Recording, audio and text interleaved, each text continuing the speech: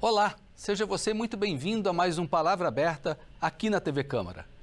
A Lei Geral da Proteção de Dados Pessoais, conhecida pela sigla LGPD, foi publicada em agosto de 2018. Ela estabelece como e quem pode ter acesso aos nossos dados, como os números de registros de nossos documentos pessoais ou de empresas. Tudo para garantir os direitos fundamentais de liberdade e de privacidade.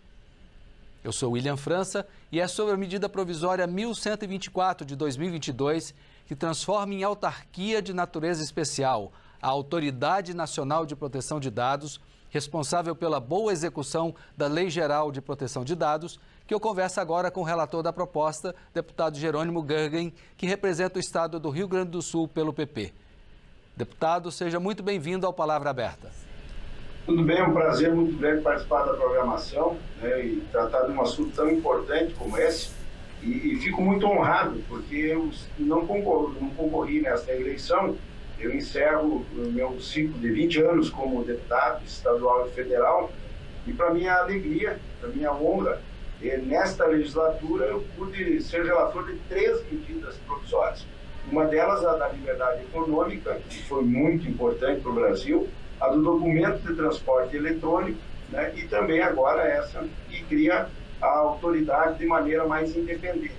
São assuntos que eu considero de extrema relevância e que vêm numa linha de modernidade, de inovação, de agilidade, de buscarmos ter a informação mais rápida, diminuir o papel burocrático, digamos assim, que o Estado muitas vezes exerce.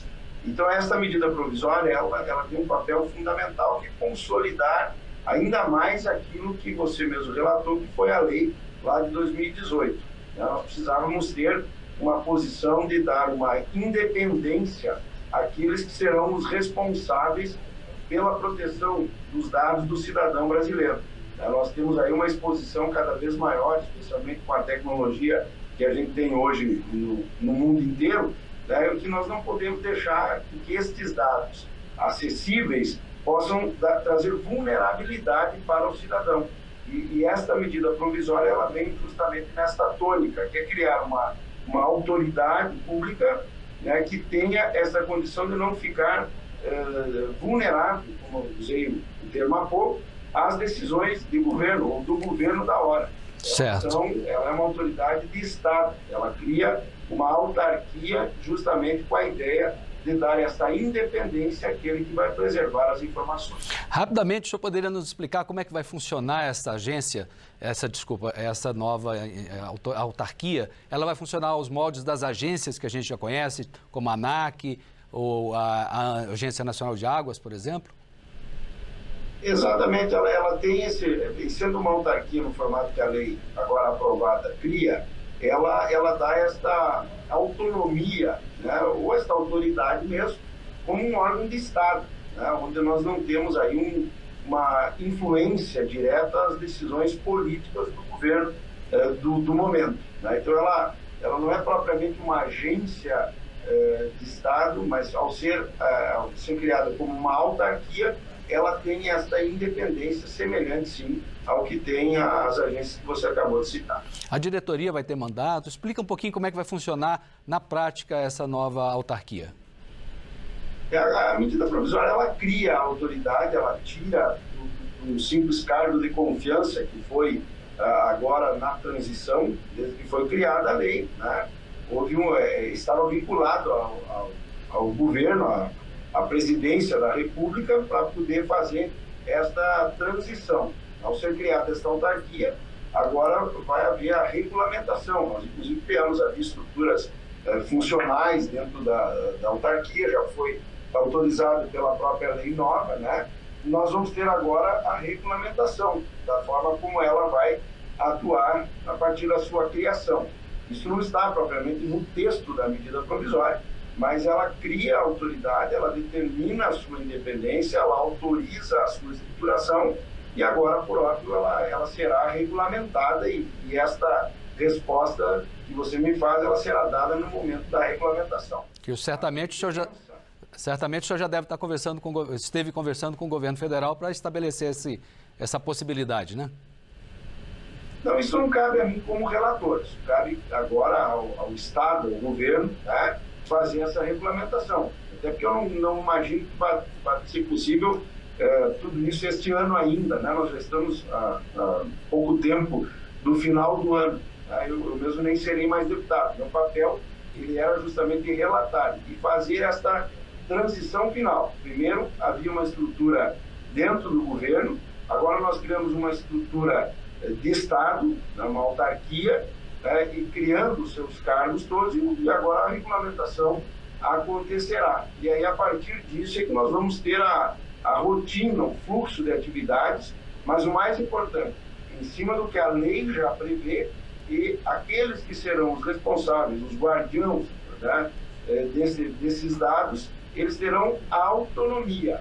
Então, o tipo de trabalho, mais ou menos, ou nem é mais ou menos, efetivamente vai ser muito semelhante ao que já é hoje, conforme diz a lei de proteção de dados.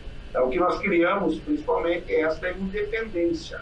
Então, o fluxo de trabalho, ele já existe hoje, né, e com alguma complementação que venha a ser dada a partir da regulamentação.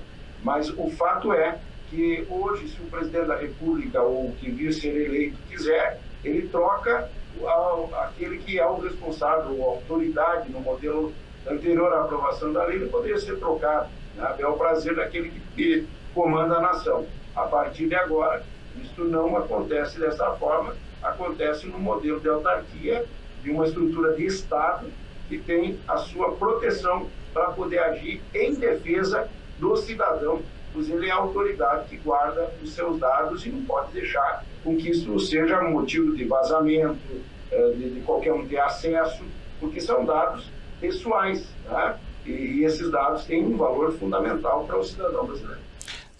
Quando da sua relatoria, o senhor não considerou, havia 29 emendas propostas, o senhor preferiu manter o texto integral como veio do governo. Essas emendas, elas distorciam a ideia dessa agência, como o senhor mesmo acabou de estabelecer, uma agência bem independente? Qual era? Como a ideia era criar a estrutura no sentido da autoridade mesmo, né? Nós estamos vivendo um momento eleitoral, né? Temos aí esforços concentrados. Qualquer coisa que viesse gerar um debate, né, poderia pôr em risco. Olha que a medida provisória foi aprovada no último minuto lá no Senado. Né? Então, nós preferimos não mexer no texto para não pormos em risco aquilo que era o grande objetivo, né, que é justamente darmos a independência. Eu gostaria que o nosso telespectador ficasse com essa imagem. A medida provisória, ela dá esta autonomia, ela dá esta independência. Poderíamos ter lá emendas que piorassem, melhorassem um pouco, mas o objetivo que a medida provisória tinha não podia deixar de ser alcançado. Então, discutir alguma emenda, alguma outra coisa, poderia pôr em risco, como mesmo assim o risco existiu, porque a aprovação se deu no último momento possível lá no Senado Federal. Então, foi por isso que eu tomei a decisão de simplesmente aprovar o texto original, porque o objetivo que era o mérito principal estava sendo alcançado e, desta forma, a gente não colocou risco nenhum na aprovação dessa medida que, como foi ditada, já era importante por si só. Muito bem. Ela, como o senhor falou, foi aprovada pela Câmara, pelo Senado, agora aguarda a sanção da Presidência da República, que deve acontecer uma vez que o texto já veio do próprio Poder Executivo, não é isso? Para se tornar lei. E ainda mais que não tivemos nenhuma alteração, né? Imagino que a lógica nos faz crer que o governo vai sancionar na íntegra e, como disse, ela não é uma medida provisória que tenha muita discussão quanto a meandros, digamos assim, dentro do seu texto, porque o objetivo era um só, era dar autoridade à autoridade, e independência a ela. E isso foi alcançado na sua totalidade. Muito bem. Deputado Jerônimo Gergen, gostaria de agradecer a sua disponibilidade em aceitar nosso convite para conversarmos sobre a sua relatoria na medida provisória.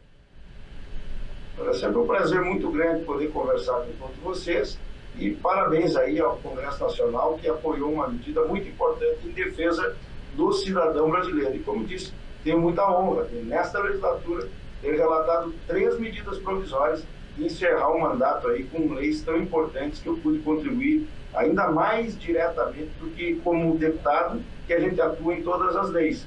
Mas nessas 13, nesta agora, como relator, e são medidas que interferem diretamente na vida do cidadão brasileiro e, nesse caso, por óbvio, de uma forma muito positiva. Muito obrigado. Parabéns pelo sucesso e pela medida aprovada. Eu me despeço aqui agradecendo também a sua audiência. Quer saber mais detalhes sobre a MP 1124 de 2022, essa sobre a qual conversamos aqui, ou mesmo sobre todas as outras discussões do Parlamento? Acesse o nosso portal na internet, câmara.leg.br. Fica ainda como sugestão a dica para seguir as redes sociais da Câmara no Twitter, no Facebook, no Instagram e no TikTok. Novamente, muito obrigado por sua atenção.